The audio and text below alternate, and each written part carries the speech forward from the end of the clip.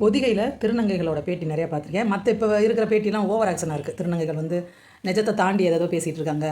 YouTube video அவங்களுக்காகவே போட்டுக்கிறது ரொம்ப பொய்யை கலந்து அதிகமாக இருக்குது. உண்மைத்தன்மை ரொம்ப குறைவாக இருக்குது. ஆபாசம் நிறையா இருக்குது. அப்படி இல்லாமல் தூர்தர்ஷனில் ஒரு நாகரிகமான பண்பான பேட்டிகளை நான் பார்த்துருக்கேன். அதில் எனக்கு கொஞ்சோண்டு தான் புரிஞ்சுது. அவங்க உடற்கூறு, பெண்ணுக்கும் அவங்களுக்கு உள்ள வித்தியாசம், இதெல்லாம் நான் தெரிஞ்சுக்கிறதுக்கு விரும்புகிறேன். வெளிப்படையாக அவங்களோட நடவடிக்கை பார்த்திங்கன்னா ஒரு பெண்ணோட இது மாதிரி அவ்வளோவா இருக்காது.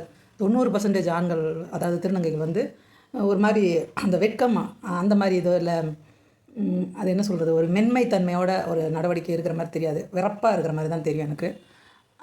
யாரோ ஒருத்தவங்க தான் ரொம்ப நம்பவே முடியாமல் போயிடும். அவங்க கிட்ட வந்தால் தான் அவங்க திருநங்கை அப்படின்ற மாதிரி ஆகும். அதுவும் கையை நீட்டினா தான் தெரியும். அந்த மாதிரி ஒரு சூழல்லாம் இருக்குது.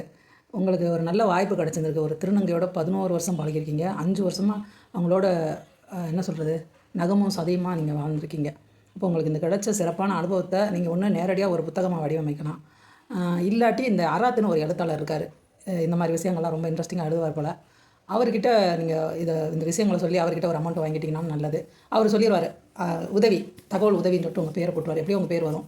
இந்த மாதிரிலாம் நீங்கள் ஹெல்ப் பண்ணலாம். உங்களோட அனுபவங்களை நீங்கள் மட்டுமே ரகசியமாக வச்சுட்டு போகிறதுனால பிரயோஜனம். இதெல்லாம் வந்து வேணும். இந்த மாதிரி தகவல்கள் கண்டிப்பாக வந்து திருநங்கைகளை பற்றி தெரியாதவங்களுக்கு, ஆம்பளை பசங்களாக இருக்கட்டும், எங்களை மாதிரி பெண்களாக இருக்கட்டும், முக்கியமாக எங்களுக்கு தான் ரொம்ப சந்தேகமாகுது.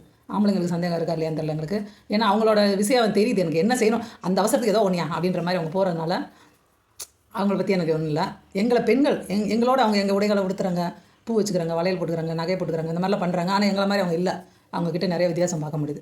அப்போ உடல் ரீதியாக அவங்க எப்படி இருக்காங்க என்ன ஏதுன்னு அவங்கள மாதிரி ஆளுக்கு தான் சொல்ல முடியும். தயவுசெய்து இந்த மாதிரி இன்றைக்கி இல்லாட்டாலும் என்றைக்கா ஒரு நாள் திருநங்கைகளை பற்றி எழுதுங்க. இல்லை யாராவது இந்த மாதிரி அராத்து மாதிரி ஆளுக்களுக்கு கொஞ்சம் அவங்கக்கிட்ட இந்த விவரங்கள்லாம் நீங்கள் கொடுத்தீங்கன்னா, உங்கள் அனுபவங்களை பகிர்ந்துக்கிட்டிங்கன்னா அவங்க அழகாக எழுதுவாங்க. அவங்களாம் கூச்சப்பட மாட்டாங்க, ரொம்ப சூப்பராக எழுதுவாங்க. கொஞ்சம் அந்த மாதிரிலாம் பண்ணுங்கள். அடுத்த தலைமுறைக்கு உதவியாக இருக்கும். இவ்வளோ வயசு ஆகிட்டும் என்னால் தனியாக ஒரு இரவு பயணம் பரவாயில்ல, ஒரு இரவு பொழுது எங்களுக்குள்ளனா படுத்து கழிச்சிடலான்ற மாதிரி இருக்க முடியலை. ஒரு துணை தேவைப்படுது. ஒரு பகல் பொழுது எங்கேயா பொண்ணை போயிட்டு வந்துடலாம். ஆனால் ஒரு இரவு பொழுது தாண்டி அடுத்த நாள் அப்படிங்க வரும்போது கண்டிப்பாக நமக்கு துணைக்கு ஆள் தேவைப்படுது. பாதுகாப்பின்மை இருக்குது. ஒரு உடையை எப்போ பார்த்தாலும் சரி செஞ்சுக்க வேண்டியதாக இருக்குது. இங்கிட்டு கொஞ்சம் காட்டிக்கலாம், அங்கிட்டு கொஞ்சம் காட்டிக்கலான்னு இல்லாமல், ஒருவேளை நம்ம உடை கலைஞ்சிருந்து நம்ம கவனிக்காம விட்டால் கூட அப்புறமாட்டி கவனிக்கும் போது மனசு அப்படியே உக்கி போயிடுது. ஐயோ எத்தனை பேர் இப்படி பார்த்துருப்பாங்களோ அப்படின்ற மாதிரி. அப்படி இருக்கும் பட்சத்தில் ஒரு பெண்ணுக்குன்னு இருக்கிற அடிப்படை குணங்கள், எக்கச்சக்கமான குணங்கள், நடத்தைகள் எல்லாம் இருக்குது. ஒரு பெண் வந்து ஆணுட்டு டக்குன்னு கையை நீட்ட மாட்டா, எனக்கு காசு கொடு அப்படின்ட்டு. ஆனால் ஒரு திருநங்கை வந்து பஸ்ஸுக்குள்ளே போய் எல்லாருக்கிட்டே காசுன்னு கேட்குறாங்க.